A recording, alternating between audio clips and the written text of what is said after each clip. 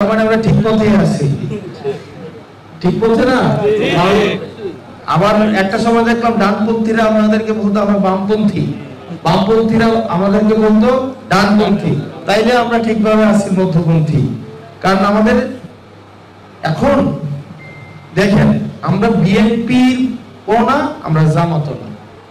কখনো কখনো সংস্কার নিয়ে আমাদের যে মৌলিক অবস্থানটা, এই অবস্থানে কখনো কখনো বিএনপি আমাদের দিকে আসছে, এই কারণে মনে হয়েছে যে আমরা বিএনপি পন্থী।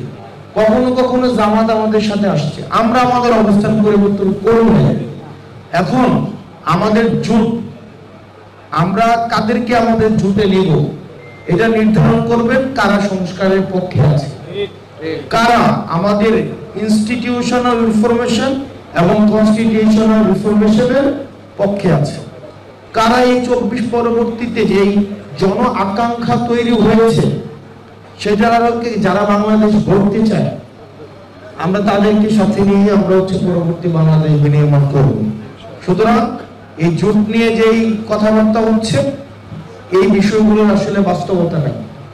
জোট সংস্কারের পক্ষে যারা থাকবে, যারা বাংলাদেশের স্বাধীনতা, সার্বভৌমত্ব, ইতিহাস, উত্থান এবং বিকাশ সংগ্রামকে যারা স্বীকৃতি দেয়, বাংলাদেশের যারা আমরা যারা সংস্কারের পক্ষে থাকবো, আমরা একসাথে বাংলাদেশ বিনির্মাণ